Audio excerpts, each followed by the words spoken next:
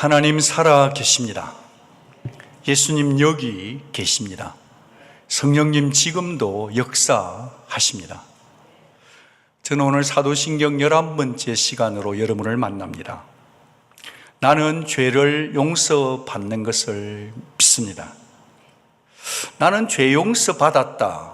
나는 죄 용서받았다고 하는 이 고백은 나는 구원을 받았다는 말입니다. 너희 죄가 피처럼 붉으냐? 눈처럼 하얗게 될 것이다. 너희 죄가 주홍빛처럼 붉으냐? 양털처럼 희게 될 것이라. 이 말씀은 거룩하신 하나님 아버지께서 죄인인 우리를 향해 애타하시는 하나님의 마음입니다. 죄악에 묶여 죄악에 포로되어 살고 있는 인생들이 하나님과 화목하게 되는 것, 이것은 그 어떤 것보다도 인물전시고 시급한 일입니다. 성경은 우리에게 죄를 지은 인간은, 죄 지은 인간은 특징이 있는데 하나님을 피한다, 하나님으로부터 도망친다는 사실을 가르쳐 주죠. 사람은 죄 짓고 하나님으로부터 피하고 숨었습니다. 그 죄에 반응하신 주체는 하나님이셨어요. 죄를 지은 사람 편에서 하나님을 찾은 게 아니다. 정작 죄 지은 사람을 찾아온 것은 놀랍게도 하나님이셨다는 것입니다. 에덴 동산에서부터 마지막 신구약 전체에 이르기까지 일관된 성경을 한 단어로 표현해 보라 한다면 찾아오시는 사랑이신 하나님이십니다. 우리가 하나님으로부터 도망쳐 달려나갈 때 긍휼히 여기시는 하나님께서는 한 가지 사랑의 행동을 하시니 바로 찾아오심인 것입니다. 에덴 동산을 찾아가시고 선지자를 보내서 찾아오시고, 그러다가 마지막에 되는 하나님의 아들 예수 그리스도를 통해서 십자가를 통해 우리를 찾아오신 줄로 믿습니다. 그런 거로 하나님께서는 예수 그리스도 안에서, 예수 그리스도 때문에, 예수 그리스도를 통하여 죄인인 우리를 구원하시기로 예정하셨습니다.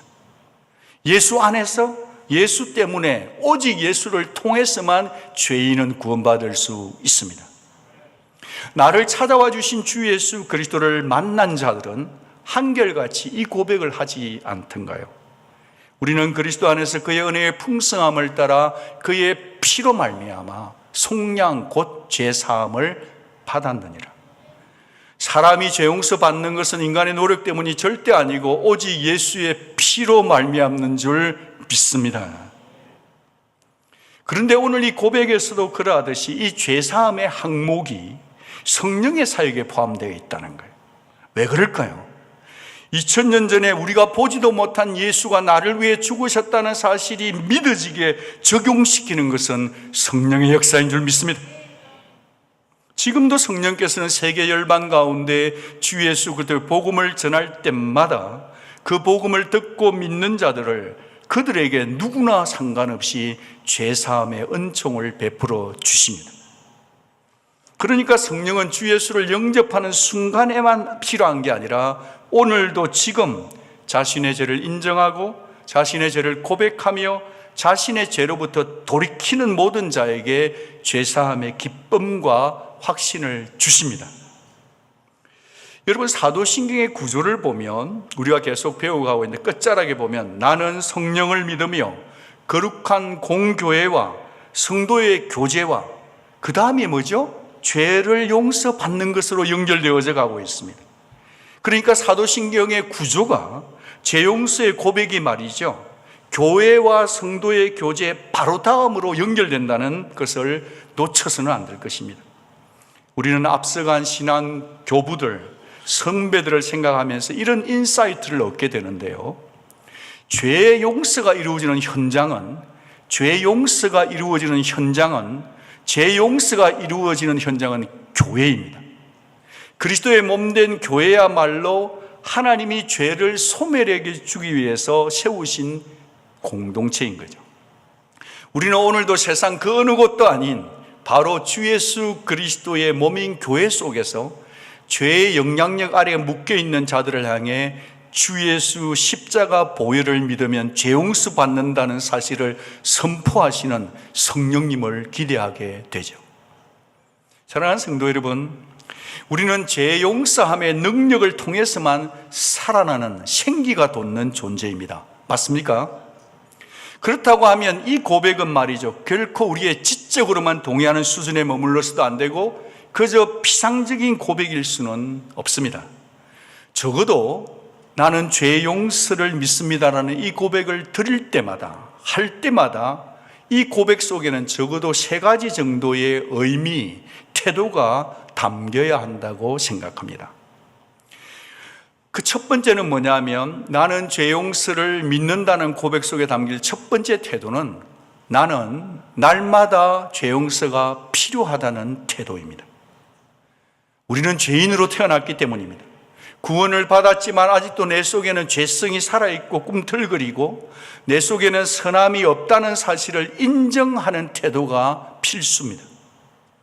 여러분, 오늘 우리가 읽었던 말씀 요한일서 1장 8절은 원죄에 관한 부분이고 1장 10절은 잡음죄에 관한 부분인데, 여러분 성경책이 있으면 기록해 두면 이해에 도움이 되겠죠. 1장 8절, 만일 우리가 죄 없다고 하면 스스로 속이고 또 진리가 우리 속에 있지 않을 것이다. 여기 1장 8절의 죄는 원죄를 말합니다. 연이어서 10절을 보면 자범죄를 말하는데, 만일 우리가 범죄하지 않았다 하면 하나님을 거짓말하는 자로 만드는 것이다. 이 10절은 우리가 지은 자범죄를 얘기하는 것입니다. 그래, 죄성 인정하지 뭐. 근데 뭐 내가 뭐 살인죄를 했나, 뭘 했다고 그렇게 하면서 자기가 죄인됨을 인정하지 않고 꿈쩍도 하지 않고 미동도 하지 않고 있다고 한다면 죄 있다 하신 하나님을 거짓말쟁이로 만드는 격이 됩니다. 성도는 싸우는 존재입니다. 성도는 돈 벌기 위해서 싸우기도 하고, 성도는 인간관계 가운데서도 싸우기도 하지만, 성도의 궁극적 싸움은 죄와의 싸움을 해야 합니다. 성도는 죄와 싸우도록, 투쟁하도록 부름받은 존재이거든요. 왜냐하면 죄는 하나님과 우리 사이를 찢거든요. 죄는 하나님과 우리 사이를 갈라놓는 주범이거든요. 여러분, 이 죄를 가슴에 품고서는 하나님께 아무리 기도해도 기도가 응답될까요, 안 될까요? 사랑하는 여러분, 죄를 품은 채로 하나님께 기도하면 하나님은 얼굴을 돌리시는 분입니다.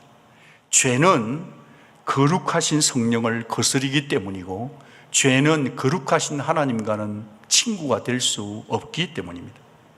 이런 말이 있어요. 감옥 안에 있는 사람들은 대개 자신이 죄인이 아니라고 인정을 안 해요. 감옥 안에서 나 죄인이다 말하는 사람은 거의 없다는 거죠. 동시에 교회 안에는 있는 자들은 너무나 쉽사리 자기가 죄인임을 인정한다는 거예요. 여기서 우리가 좀 리띵킹 해볼 필요가 있다고 생각합니다. 교회에 오면 하도 죄인이다, 죄인, 죄지었다 얘기를 하다 보니까 그냥 우리가 죄에 대해서 민감성이 떨어지고 죄를 짓고도 둔해질 수 있다는 위기의식입니다.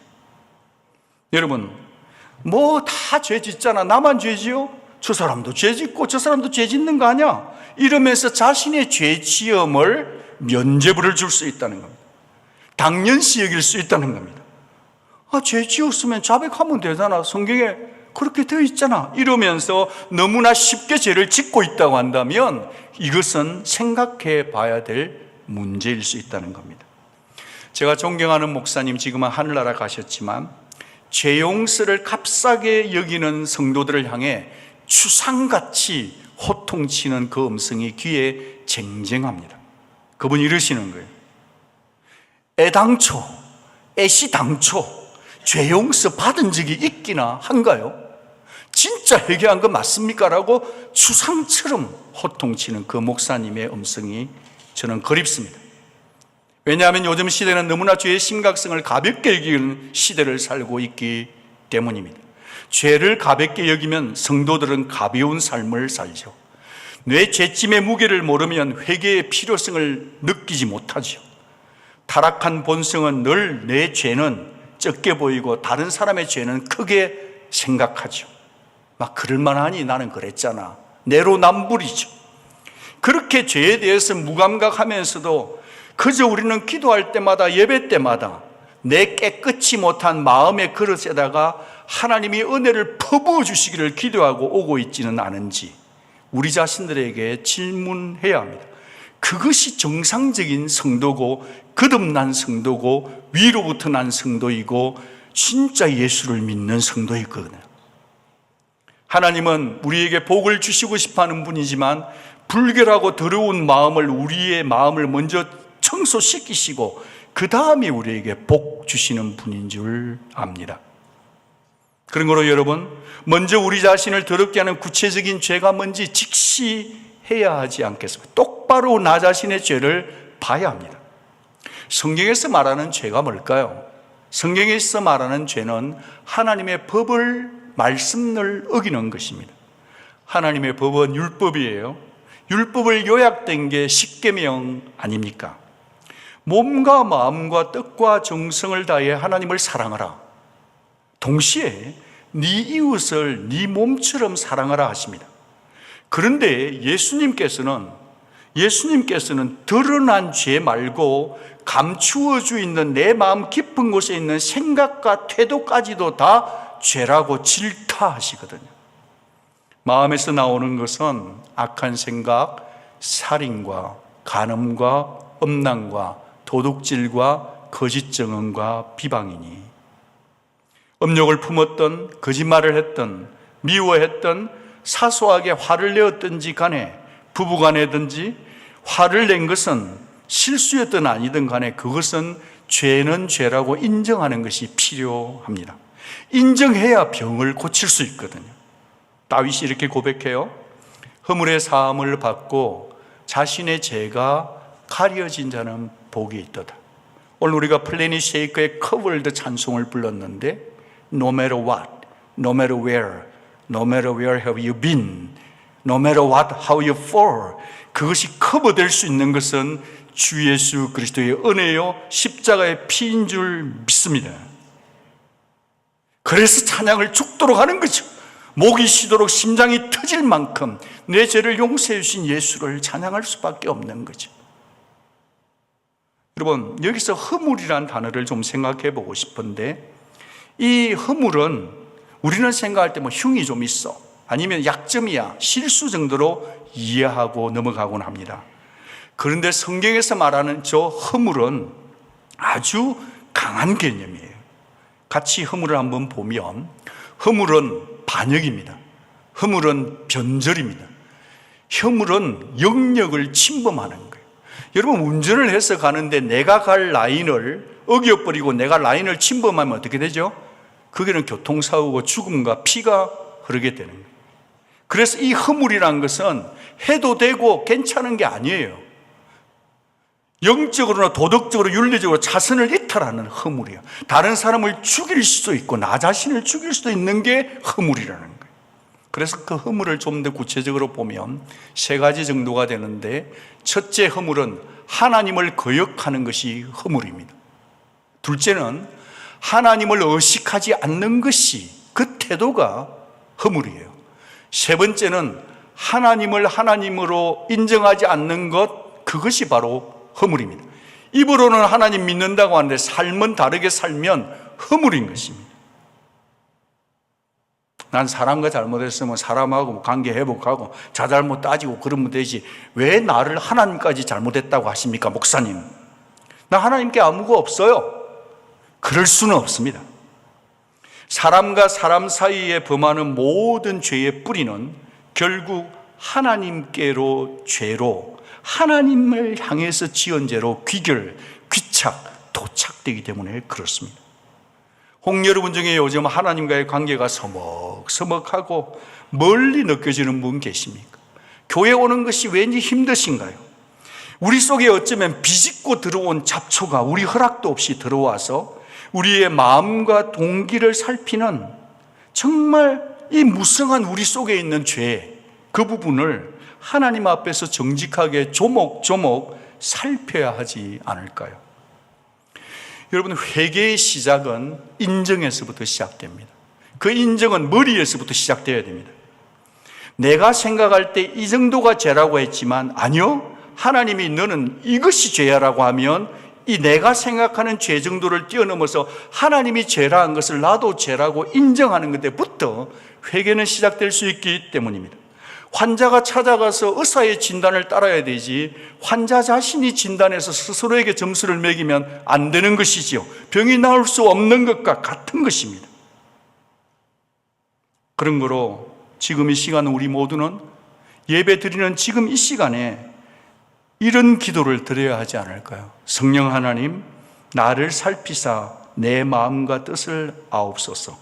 내게 무슨 악한 행위가 있나 보시옵소서. 내 죄를 보여주시도록 성령님께 기도하고 나중에 기도하지 말고 지금 기도해야 합니다. Oh God, research my heart, my iniquity, my fault, my word, my mistake. 그것을 발견하고 나 자신의 이 비참한 영혼을 하나님의 긍휼 앞에 내어놓아야 되는 거죠. 그것이 예배인 거죠. 두 번째로는 죄를 용서받는 것을 믿습니다라고 하는 고백하는 성도는 하나님은 세 가지를 찾고 있음을 알아야 합니다. 같이 한번 읽어주시겠어요? 하나님은 회개와 겸손과 눈물을 찾고 계심을 알아야 합니다. 여러분, 하나님이 찾으시는 마음은 정직한 회개요, 상한 심령입니다. 우리 모두는 다 아픕니다. 우리 모두는 다 아파요. 아프지 않는 사람은 아무도 없어요. 감정이 아프고 생각이 아프고 몸이 아프고 영이 아프죠. 그런데 나의 아픈 것을 내 아픈 것 자체만 볼 것이 아니라 그것 때문에 한탄하고 슬퍼하고 분노할 게 아니라 죄를 질타하며 죄를 바라볼 수 있는 죄의 진단이 먼저예요. 여러분, 성도가 죄를 자백하면 하나님은 절대로 거절하는 분이 아니십니다. 죄를 자백하면 하나님은 그냥 보내는 분이 아니세요. 오늘 내가 바쁘니까 내일 오렴 하지 않으십니다. 왜냐하면 주는 시편 86편 5절에서 주는 선하사 사죄하기를 즐거워하시는 분이시거든요. 여러분, 우리 하나님은 언제 제일 즐거워하는 줄 아세요? 여러분의 부모님은 언제 좋아하시나요? 용돈 드릴 때입니까? 문안 인사 드릴 때인가요? 하나님은 언제 가장 When our God, He delights. 성도가 자신의 죄를 고백할 때 하나님 가장 기뻐하세요. 동의되시면 아멘. 성도가 하나님을 기쁘시게 하려면 자신의 죄를 철저하게 자백할 때 하나님은 기뻐서 춤을 주시는 것입니다. 저는 이 영성이 회복되어야 된다고 생각합니다. 왜냐하면 그분은 죄를 용서해 주시는 마음이 따뜻한 gracious God이거든요. 저는 죄 용서 받은 사람 세 사람이 떠올라서 나누고 싶습니다. 첫째는 모든 것을 다 가졌던 왕 다윗입니다. 다윗이 남의 집 유부녀를 탐을 냈어요. 왕의 권력으로 여인을 힘들게 했습니다. 그리고 그 사실을 덮었습니다. 간교하게 머리를 굴립니다. 아기가 생겼습니다. 남편을 불렀습니다. 왕의 말에 순종하지 않아요. 그러니까 왕을 자기의 그 남편을 죽이는 교사 살인까지 합니다. 그리고도 뻔뻔한 거예요. 왜 그러죠? 자기가 왕이기 때문에 그렇습니다. 죄 짓는 인생은 뻔뻔해집니다. 그랬는지도 몰라요. 그러다가 선지자 나탄을 통해서 자신의 죄악이 거룩하신 하나님의 진노 아래 있다는 것을 듣고 두려움의 인식이 잠을 깨웠습니다. 마치 겨울잠을 자던 곰이 깨어난 것처럼 죄를 지어놓고 죄인인지 몰랐던 왕좌가 그렇게 만들었는데 말씀이 뚫고 들어오니까 잠이 깬 거예요. 그러고 나니까 죄책감에 시달려요. 뼈가 삭는 고통을 맞습니다. 온몸에 찐액이 다 빠져나가는 피폐함을 경험하죠. 마침내 그는 왕이었지만 왕자에 앉아있지만 그의 영혼의 비참함은 바닥을 칩니다. 그 바닥친 곳에서 자신의 영혼의 주인이신 하나님을 향해 이런 기도를 드립니다. 하나님을 찾죠. 내 허물을 여호와께 자복하리라 하고 주께 내 죄를 아리고 내 죄악을 숨기지 않겠습니다. 기도입니다. 또 다른 시편을 보면 똑같은 이 다윗이 얘기합니다. 하나님이여 주의 많으신 긍휼을 따라 내 죄악을 딜리트 시켜 주십시오. 요즘 현대인들이, 수많은 젊은이들이 정말 수많은 웹사이트에 쿠키를 찾아갔다가 딜리트 시키는 것처럼 하나님 내 죄를 딜리트 시켜달라고, 지금 딜리트 시켜달라고, 나의 죄악을 맑게 씻어달라고, 나의 죄를 깨끗이 제거해달라고 그는 기도한 것입니다. 눈물이 기도였습니다. 그래서 하나님이 받으신 것입니다. 두 번째 사람은 하나님 앞에서 그저 머리를 숙이며 회당에 와서, 오늘날로 말하면 교회에 와서요, 하나님이여 나를 불쌍히 여기소서, 나는 죄인입니다. Have mercy on me. I am a sinner before you, God. 그러면서 가슴을 쳐요. 기도할 그게 안 돼서 가슴만 치고 있는 거예요. 거기에는 또 다른 사람이 있었음을 우리는 압니다. 그는 도움이 필요 없는 사람, 완벽한 사람, 잘 나가는 사람, 좋은 서브 디비전에 사는 사람, 신앙 좋은 사람, 정말 폼나는 사람이었습니다. 하나님 앞에서 거들먹거리며 나는 저 사람하고 달라요 라고 얘기했던 그 바리새인의 교만한 기도와 가슴을 치는 죄인의 기도가 한 공간 회당 안에 있었죠. 너무나 대조적이지 않습니까? 여러분이 아시는 대로 누가 교회에 왔다가 회당에 왔다가 하나님으로부터 옳다함을 여기고 돌아갔습니까? 교만한 거드름 피우는 자가 아니라 자신의 죄 때문에 가슴을 친 세리가 하나님 보시기에 옳다 받은 줄로 믿습니다. 동의되시면 아멘. 마지막 한 사람은 므낫세입니다. 누구라고요? 새벽에 큐티하는 순간에 목사님 원고 잘못 쓴 거 아니에요? 하실 거예요. 왜냐하면 새벽에 큐티하는 이 11개하에 보면 므낫세가 용서받았다고요. 이래야 되는 겁니다. 그래야 큐티하신 분이고, 그러지 않은 분들은 요즘 큐티를 좀 방황하고 계신 분이 아닌가 싶어요. 저는 용서를 베푸시는 하나님의 사랑의 넓이를, 얼마나 그 넓이가 무한대인지를 므낫세를 통해서 배우게 됩니다. 무슨 말이죠? 남유다의 최고로 악한 왕이 누구였어요? 므낫세였습니다. 아버지 히스기야가 다 무너뜨린 산당을 이 므낫세는 다 세우는 거예요. 백성들이 전부 다 우상 숭배하게 만든 건 누구죠? 므낫세였어요. 우상이라는 우상은 다 하나도 빠짐없이 백화점처럼 우상 백화점을 만든 자가 누구죠? 므낫세였어요. 예루살렘 이 끝에서부터 저 끝까지 죄 없는 자의 죄를 흘린 거예요. 심지어 어떤 학자들은 수많은 선지자와 이사야도 죽였다 하는 거죠. 이 므낫세는 무죄한 자의 피를 흘려서 예루살렘 가득 피로 범벅이 되게 만든 자 누구죠? 므낫세예요. 그런 그가 쇠사슬의 착고에 결박을 당해서 바벨론으로 끌려갈 때 한 가지를 했습니다. 뭘 했을까요? 뭘 했죠? 회개를 했어요. 저는 처음에 설마 이런 사람이 회개했다고? 회개 인정할 수가 없었습니다. 그런데 성경을 다시 찾아보니까 그의 삶이 진짜 회개한 거 맞더라고요. 너무 뜻밖의 장면 아닙니까?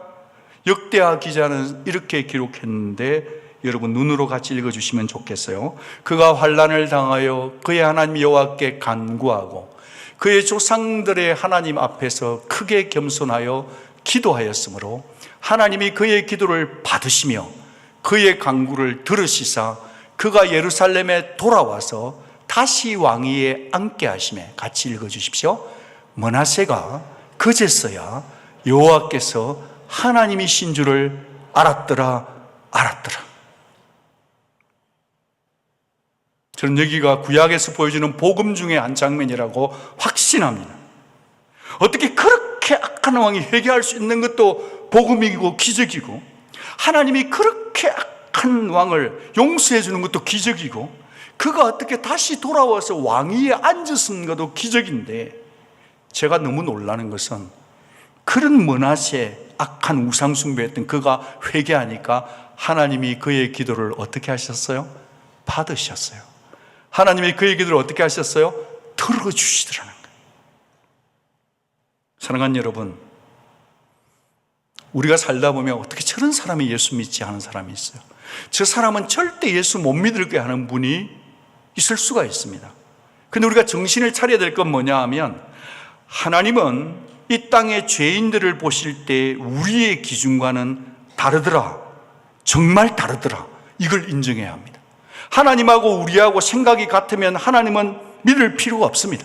그런데 하나님은 이 땅의 사람들, 죄인들을 볼 때 우리가 보고 우리는 솔팅을 다르게 하고 저 사람은 안 돼 라고 하지만 심지어 하나님은 그런 사람들까지도 소망을 두시는 우리와는 다른 분이십니다.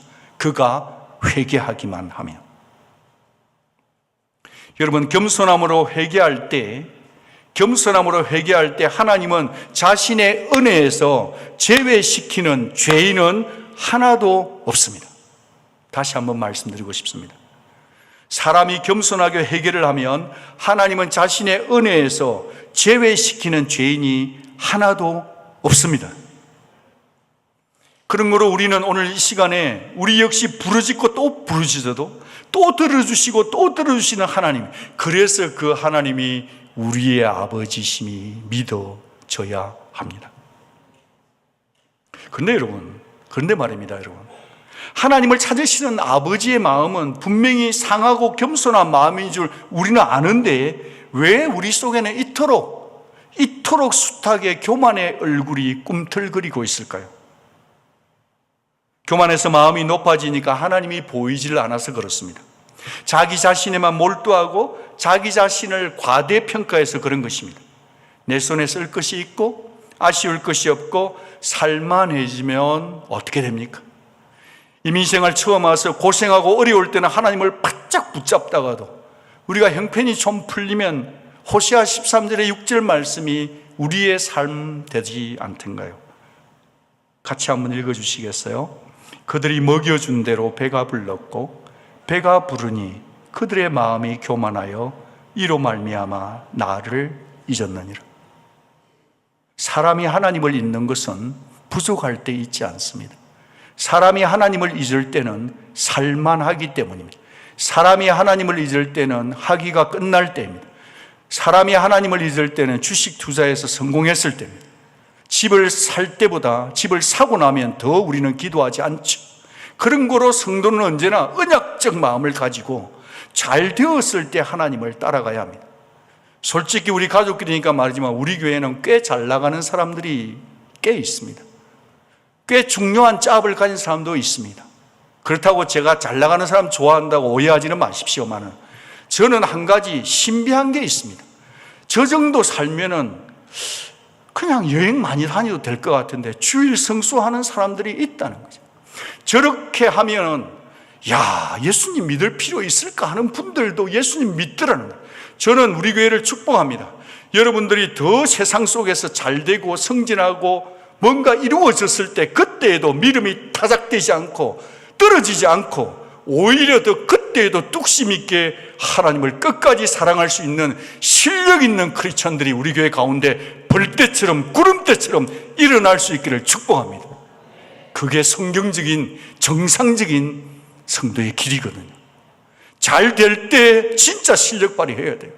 잘 된다고 해서 하나님 떠나고 여행 다니면 안 돼요. 한 번은 갔다 와도 되지만 계속 가면 안 됩니다.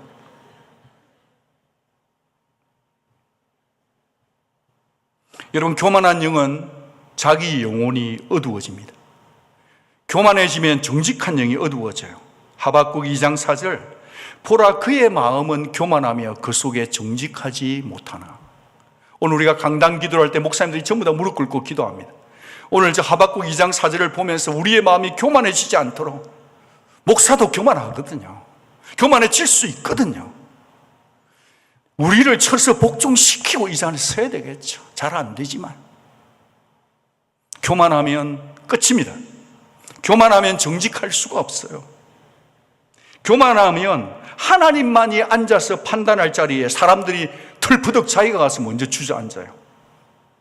디모데전서 6장 4절 같이 읽어주시겠어요?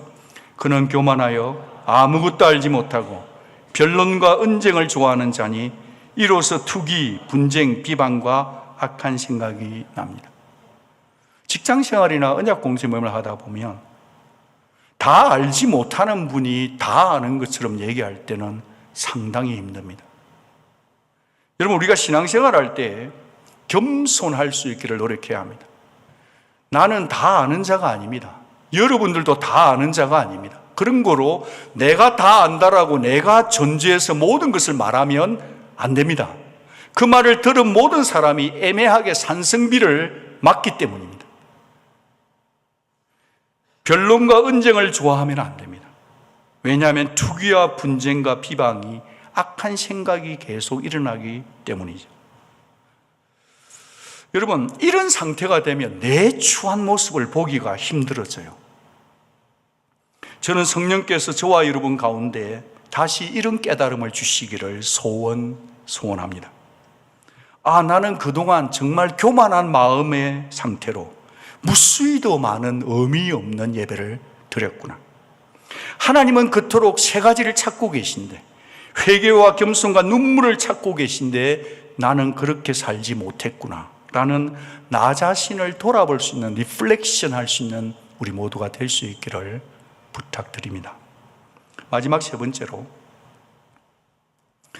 나는 죄 용서를 받는 것을 믿습니다라는 고백을 하는 사람은 죄에서 돌이키며 죄사함 받은 자답게 살겠다는 마음의 태도가 필요해요. 죄 용서를 구한 자에게 주시는 약속이 있기 때문입니다. 만일 우리가 우리 죄를 자백하면 그는 미쁘시고 의로우사 우리 죄를 사하시며 우리를 모든 불의에서 깨끗하게 하실 것이요. 여러분, 죄를 특별히 신앙이 좋은 분일수록, 오랫동안 신앙생활 한 분 중에 하나님 앞에 기도를 많이 하는 분일수록 죄책감에 동시에 시달리는 분도 많이 봐요. 그런데 죄를 자백했으면 더 이상 guilty feeling 안에 머물지 마십시오. 죄에 묶여있고 guilty feeling, 과거의 실수에 묶여있으면 한 발도 앞으로 나갈 수 없어요. 부부간에도 30년 전에 실수한 걸 계속 얘기하면 안 됩니다. 3일 전에 얘기한 걸 계속 얘기하면 앞으로 못 나갑니다. 성도의 삶은 날마다 내 영혼을 새롭게 해야 합니다. 죄에 묶이면 가정 전체가 앞으로 못 나가요. 죄에 계속 반복해서 얘기를 하면 개인이나 교회나 공동체는 앞으로 나가지 못합니다. 이건 영적인 실력이에요. 하이델베르그 교리문답 56문에서 이 사실을 말하는데, 우리가 같은 개혁교회를 다니니까 한 번만 같이 눈으로 읽어주시면 좋겠습니다. 그리스도께서 하나님의 의를 만족시키셨기 때문에 하나님께서는 나의 모든 죄와 내가 일평생 싸워야 할 나의 죄악된 본성을 더 이상 기억하지 않으십니다. 같이 읽어주시겠어요? 오히려 하나님께서는 은혜로 그리스도의 의를 나에게 선물로 주셔서 결코 정죄함에 이르지 않게 하십니다. 아멘. 여기에서 죄를 용서받는 성도는 두 가지를 기억해야 합니다. 그 첫째는 기억하지 않겠다는 하나님의 음성을 기억해야 합니다. 뭘 기억하지 않느냐면 내가 일평생 지은 죄와 나의 모든 죄와 나의 죄된 본성 자체를 기억하지 않는, I do not remember your DNA of sins, fault. 여러분, 이때는 진짜 우리가 와우 해야 합니다.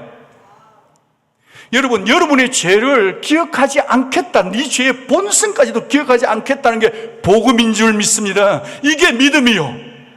두 번째는 한 걸음 더 나아갑니다. 선물을 주시겠다는 겁니다.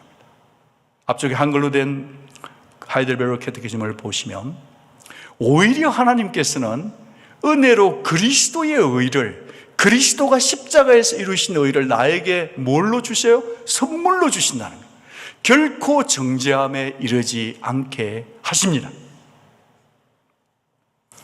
우리의 모든 것을 샅샅이 낱낱이 우리의 심중을 깨뜨려 보시는 분이 더 이상 네 죄 문제를 문제 삼지 않겠다, 넘어가겠다는 겁니다.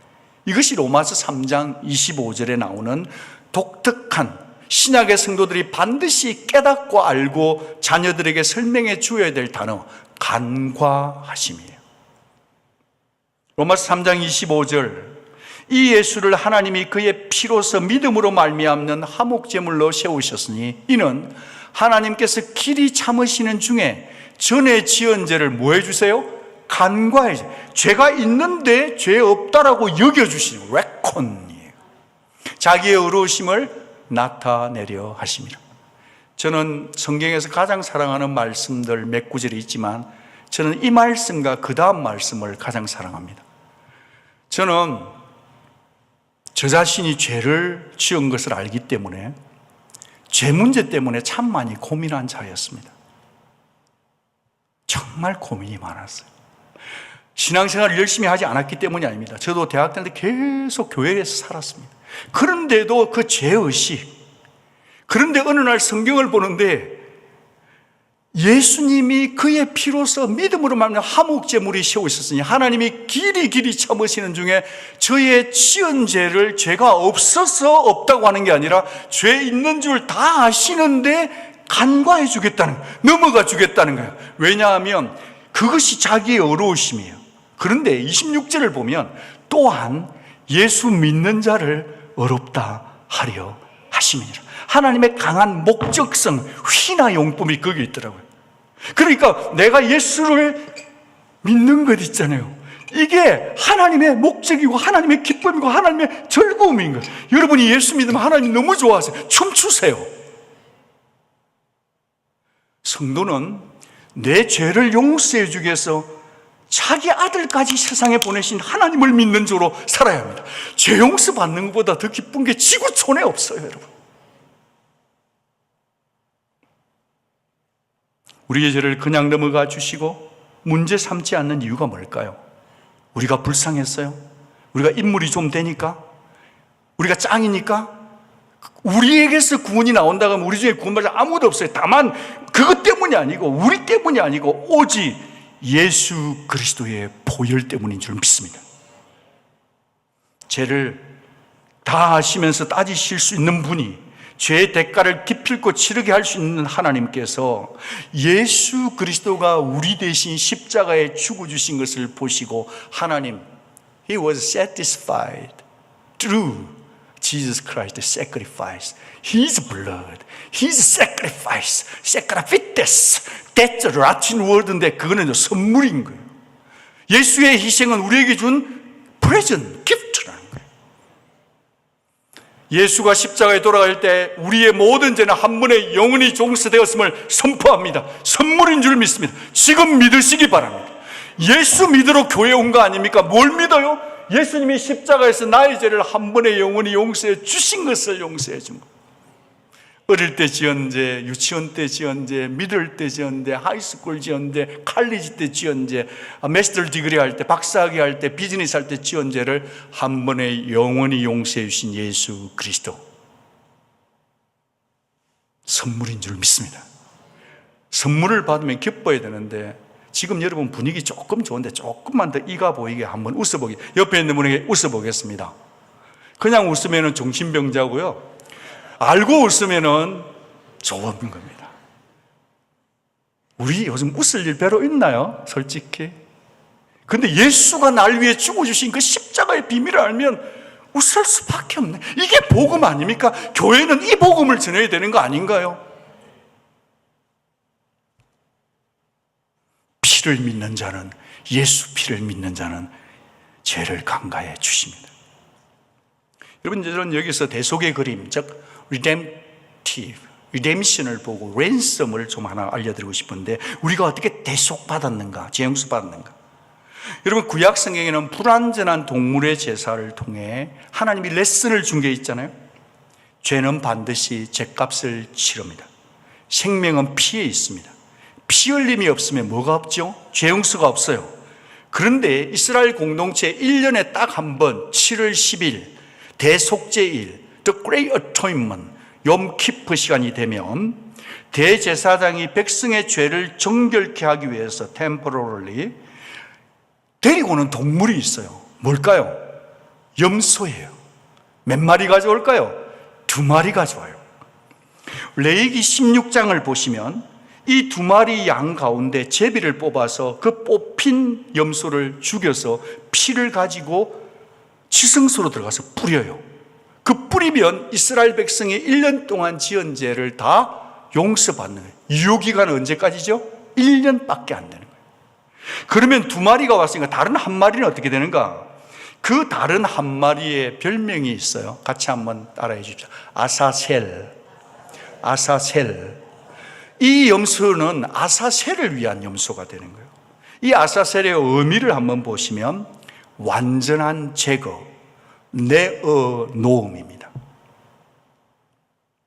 그래서 이 제사장은 이 염소에다가 이스라엘 백성이 지은 모든 죄를 이 염소에게 전가 옮겨 놓는 거예요. 옮겨 타는 거예요. 저 차에 타고 있던 손자를 내 차에 태우는 것처럼 옮겨 태워서 집으로 가는 거예요. 전가시킵니다. 이때 이 아사셀 염소는 이스라엘 백성의 모든 죄를 자신의 몸에 짊어지고 산채로 고난의 행진을 떠나서 어디로 갈까요? 광야로 가요. 거기 갔다가 죽는 겁니다. 그 염소가 이름이 뭐라고요? 아사셀 염소. 여러분, 이 장면에서 신앙이 좋은 분들과 영적으로 거듭난 분들은 영문 밖에 우리 죄를 용서해 주기 위해서 영문 밖으로 나가 갈보리 언덕에 나가 십자가에서 It is finished, 테텔레스타 했던 예수 그리스도가 보여야 합니다. This is shadow, 그림자라면 예수 그리스도의 갈보리 십자가는 실체인 거예요. 사랑하는 여러분, 하나님은 왜 아사셀 염소까지 준비시키셨을까요? 왜 그러실까요? 염소가 불쌍하지도 않으세요? 왜 그러냐 하면 사랑하는 성도들이여, 너희들은 더 이상 죄의식의 길티 필링에 머물러 있지 말라는 거예요. 청사진 교육입니다. 이 염소가 눈앞에서 점점 멀어져 가고 사라져 갈 때 염소의 사라짐만 보지 말고 내 죄가 사라지는 것을 기억하라는 거예요. 할렐루야. 여러분, 성도는 예수 그리스도 때문에 죄의 죄가 다 용서받았음을 알기 위해서 교회에 다니는 자들입니다. 여러분, 더 이상 지은 죄를 홀딩하지 마십시오. 여러분, 그때나 지금이나 우리에게 요구되는 것은 뭐죠? 믿음 아니겠습니까? 죄 사함을 위해서 엎드릴 때마다 정말 내 속에 아사셀의 염소 대신 참 어린 양 대신 예수 그리스도를 믿어야 합니다. 그때나 지금이나 우리가요, 예수를 보지 않으면 우리는 언제나 죄의식을 감당할 수가 없어요. 우리 양심이 알거든요. 그러나 주 예수의 십자가를 바라보면 지금도 들려주고 싶은 주 하나님의 음성을 듣게 될 줄로 믿습니다. 이런 음성입니다. 네 죄에 묶여있지 말거라. 속죄제물 대신 주 예수를 바라보거라. 거기에 영원한 죄용서가 있다. 거기에 완전한 죄용서가 있다. 네 죄는 사해졌단다. 할렐루야. 이 사실을 믿는다면 옆에 분에게 인사 한번 하겠습니다. 믿으시죠? 인사 한번 해보시죠. 이 사실을 믿는다고 한다면 죄용서 받은 자답게, 죄에서 돌이킨 사람답게, 의의 옷을 입은 사람답게 살아야 합니다. 죄를 용서받는 것을 믿는 성도는 감사하며 살아야 합니다. 죄를 용서받으며 사는 성도는 죄에게 호통을 칠 줄 알아야 합니다. 죄를 용서받는 것을 믿는 자는 죄를 잘라내야 합니다. 죄를 용서받는 것을 고백하는 성도는 서로 용서해야 합니다. 죄를 용서받는 것을 믿는 성도는 주님을 기쁘시게 하는 열망으로 살아야 합니다. 말씀을 마치면서 저는 우리 죄 위하여 죽으시고 부활하신 예수님께서 주신 엄청난 말씀을 우리의 마음의 신비에, 저의 마음에 조각칼로 새기고 예배를 마치고 싶습니다. 요한복음 20장 부활하신 예수님께서 제자들에게 하신 말씀입니다.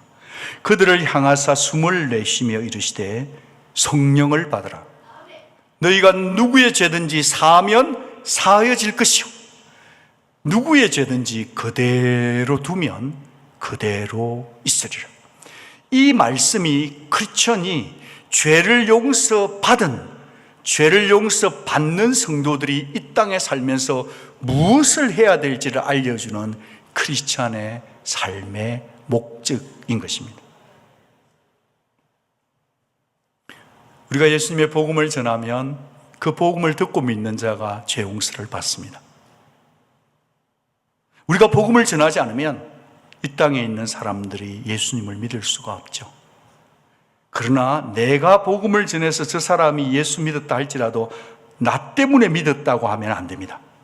내가 복음을 전해서 저 사람이 예수를 믿어도 그 사람이 예수님을 믿는 것은 하나님이 그분을 사랑하시기 때문입니다.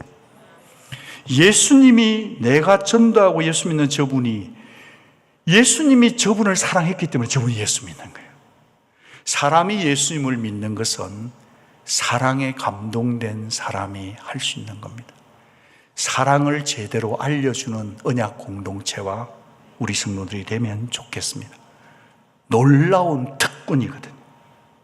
내가 죄 용서를 줄 수는 없으나 내 속에 살아계신 성령의 이름으로, 예수의 이름으로 복음을 전할 때 듣고 믿는 자들이 여러분의 삶 속에 일어날 것입니다. 성령 하나님은 지금도 순종하는 성도, 죄 사함을 받는다고 고백하는 성도, 순종하는 교회, 복음 전하는 교회에 함께 계실 것입니다. 같이 기도하겠습니다.